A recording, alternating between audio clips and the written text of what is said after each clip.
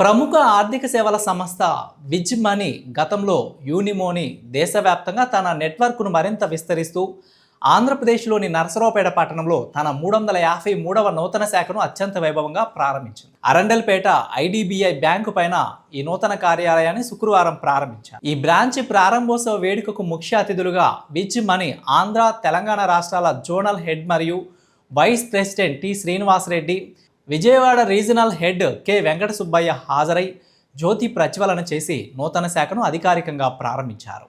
ఈ కార్యక్రమానికి Narasaraopet branch manager Johnny భాష నేతృత్వం వహించగా సంస్థ ప్రతినిధులు, పట్టణ ప్రముఖులు మరియు పెద్ద సంఖ్యలో వినియోగదారులు పాల్గొన్నారు.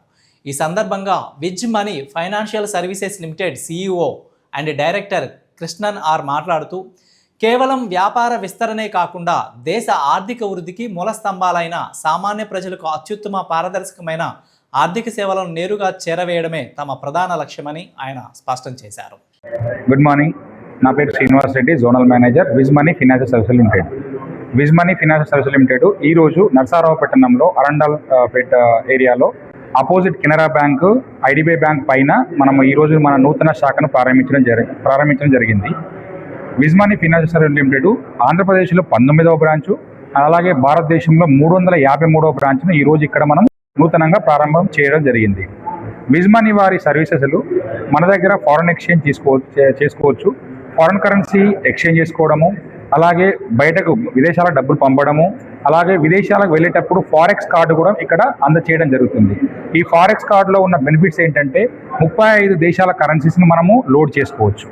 సో అలాగే విదేశీ కరెన్సీ సేవలతో పాటుగా flight tickets and holiday package కూడా ఇక్కడ అందజేయడం జరుగుతుంది.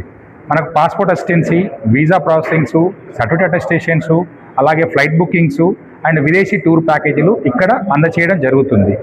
దీంతో పాటుగా మనం బంగారంపై రుణాలు అతి తక్కువ వడ్డీ రేటుకి అతి ఎక్కువ కాల పరిమితితోని ఇక్కడ అందజేయడం జరుగుతుంది. సో దీనిని నరసరావుపేట పట్టణ మరియు చుట్టుపక్కల ఉన్నటువంటి గ్రామ ప్రజలు సద్వినియోగపరచుకోవాలని, మా యొక్క సేవలు తీసుకోవాలని, వారు మమ్మల్ని ఆశీర్వదించాలని నేను కోరుతున్నాను.